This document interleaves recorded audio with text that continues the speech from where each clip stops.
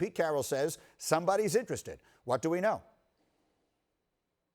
Well, I'm skeptical, Greeny, because calling around on this topic over the past week, I have sensed a lot of skepticism around the league about the possibility of a team bringing in Colin Kaepernick and signing him. And I hear what Pete Carroll is saying, but what Pete Carroll has been saying on this for the last couple of years has confused me. I mean, they brought him in. They felt like they would have signed him, but they felt like someone else was going to, or he was too good. I don't understand exactly what the reasoning is there from Pete Carroll. The other thing to remember is Seattle did not work Colin Kaepernick out. They just met with him. So I'm a little curious what kind of information this other team could be seeking to get from Pete Carroll about an interview that took place a couple of years ago. So I think what we've learned is it's never simple when it comes to the concept of Colin Kaepernick getting back into the NFL at this point. And I don't think it will be a smooth and easy process if it does happen.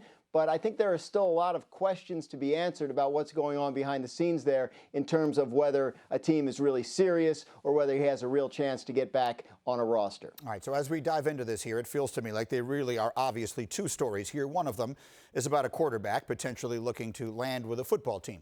We all understand there is something far larger than that, however, going on when that person is Colin Kaepernick. Domonique, I will start with you. We've not had you with us this morning. In your mind, what would it mean if Kaepernick were to wind up on a team this year?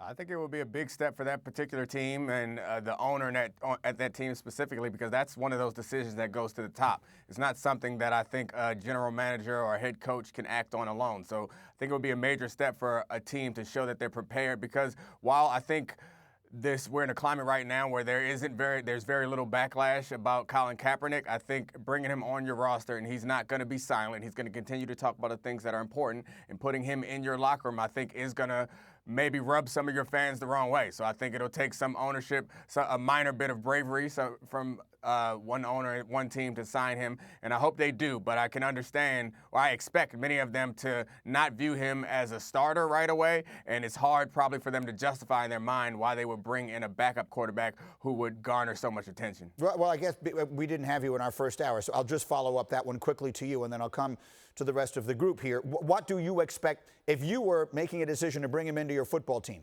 And again, it's almost impossible to say absent to the other stuff, but just from a football standpoint, what would you think you were getting in Colin Kaepernick right now? Yeah, it's been a long time. So I am obviously very pro Colin Kaepernick, and I would hope that he could come back and return to his peak form. But that's just not how football often works. I think maybe he can get there, but it's going to take some time. So I don't expect peak Colin Kaepernick as soon as he arrives. I expect him to be at a backup level and hopefully build his way back up to being a starter and top of the league type guy would be what I would dream would happen. But I think it's hard to expect that from someone who's been out of the league as long as he has been. Yeah. So Lewis, then let me come to you as a person whose job it has been and might someday be again to assemble football teams. Colin Kaepernick is 32 years old. This is a league where quarterbacks are playing well into their late 30s and in some cases into their 40s. This is a guy who at his best, and it isn't that long ago, was absolutely one of the best quarterbacks in the National Football League and was one play away from winning a Super Bowl. So how do you see the situation right now, and what do you expect to happen? Yeah, I think, if you were sitting in that chair, obviously, I think managing expectations is the number one thing you're going to have to do. I don't think you can expect him 4 years removed from playing football in the NFL to come in and be someone who is going to be a immediate contributor at a level that is anywhere near what it was when he last played in the NFL in 2016. So I think obviously setting your expectations is going to be something first and foremost that's going to be important that you do. And I think everything from there is going to have to be taken very methodically and very slowly as far as what is it that where is he at physically on the football field, and how can we quickly get him up to speed depending upon, relative to what the expectations are and ultimately what we see his role as being. Is that being someone who could actually be a starter at some point in time, or someone who was going to be a primary backup and support the starter and be one of those guys who was okay with fulfilling that role? So I think you have to be very open-minded. You have to be very flexible from a football standpoint. But as we know, this is not just a football conversation, and there's just so many other conversations that you're going to have concerning all of this. unfortunately. And I'm, I for one am very skeptical as far as, whether or not this is something that is truly organic or whether or not this is truly a team capitalizing on an opportunity.